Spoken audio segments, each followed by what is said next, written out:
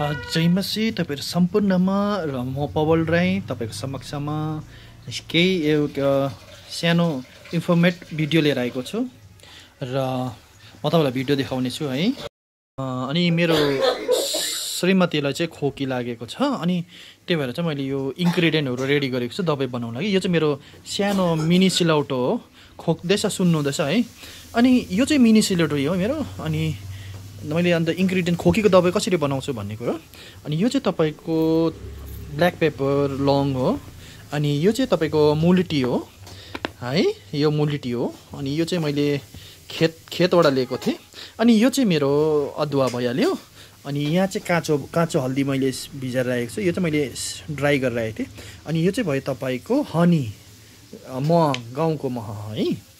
हुन्छ अब यसलाई चाहिँ म पिनेर म भिडियो देखाउँछु तपाईहरुलाई है।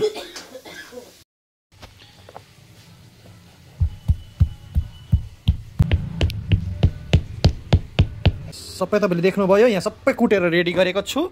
अब यसलाई चाहिँ म पानीमा बसालेर यसलाई उमालेर यसको काडा बनाउने है। काडा बनाउने है। काडा भन्नेको अर्कै शब्द हो र त्यो काडा भनेको चाहिँ तपाईले 2 कप पानी हाल्नुभयो भने 1 कप बनाउने है त्यसलाई चाहिँ काडा भन्छ है। ल सुप हैन है। ल हुन्छ गाइस, यो चाहिँ अब उमाल्दैछु दबाई, तपाईले देख्नुभयो। बस मेहनत गर्नुपर्छ अनि आफ्नो शरीरलाई बचाउनु पर्छ है। हुन्छ यो काडा रेडी भयो है। यहाँ यस्तो देखिन्छ है। अनि यो तपाईहरुले रोगीहरूलाई दिनुभन्दा अगाडि, बिमारीहरूलाई दिनुभन्दा अगाडि प्रार्थना चाहिँ गर्नुपर्छ है। हामीले यिर्मिया 17 को 14 पदलाई पनि पढ्न सक्छौं, भजन संग्रह 103 को 3 पदलाई। अनि हामी यशायाको पुस्तक 53 को 5 पद, यो सबैलाई थाहा भएकै कुरा हो। अनि वचनलाई घोषणा गर्नुपर्छ पहिला है। अनि म घोषणा गर्छु यसरी, तपाईले हेर्नुहोस्। भजन संग्रह 103 को 3 पदमा यसरी लेखेको छ, हे प्रभु तपाईले भन्नुभएको छ तेरो सबै अपराधहरू क्षमा भएको छ र तेरो सबै रोगहरू निको भएको छ प्रभु।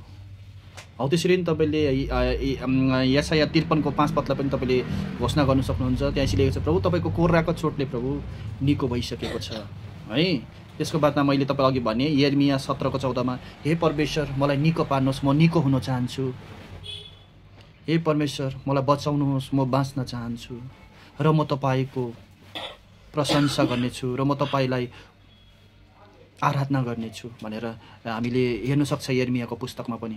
अनि त्यो वचनलाई घोषणा गरिसकेर चाहिँ प्रार्थना गर्नुपर्छ। दिनुभन्दा अगाडि चाहिँ हातमा राखेर, हे स्वर्गीय पिता परमेश्वर, यस दबाईलाई प्रभु तपाईले छुनुहोस्, शुद्ध गरिदिनुहोस्। तपाईको लहु लगाउँदछु प्रभु। अझ जो बिमारीलाई म यो दिँदैछु प्रभु, बिमारी चाहिँ मेरो श्रीमती हो, श्रीमतीलाई प्रभु यो खाएर प्रभु म निकोको घोषणा गर्दछु प्रभु। यस दबाईले प्रभु उसको सबै शरीरहरूमा प्रभु काम गर्न सकेको होस् प्रभु। हरेक खोकीहरूलाई म येशूको नाउँमा चंगाईको घोषणा गर्दछु। तपाईले रोगीको छातीमा पनि हात राख्न सक्नुहुन्छ अनि यहाँ पनि राख्न सक्नुहुन्छ अनि तपाईले गर्न सक्नुहुन्छ है। अनि येशूको नाउँमा म प्रार्थना गर्दछु, आमेन। अनि जब तपाईले यो घोषणा गर्नुहुन्छ, यो शक्तिशाली मेडिसिन बनिन्छ। अनि जब तपाई दिनुहुन्छ, म तपाईलाई भिडियो पनि देखाइदिन्छु। यो खाएको हामीले वेट चाहिँ गर्नुपर्छ तर जाति चाहिँ हुन्छ। यति भन्दै तपाईहरु सबैजनालाई भिडियो हेरिदिनु, तपाईलाई राम्रो लाग्यो भने भिडियोलाई लाइक गरिदिनुस्, शेयर कमेन्ट सब्स्क्राइब गरिदिनुस्। यति भन्दै तपाई सबैजनाले फेरि पनि जय मसीह तथा बाइ बाइ।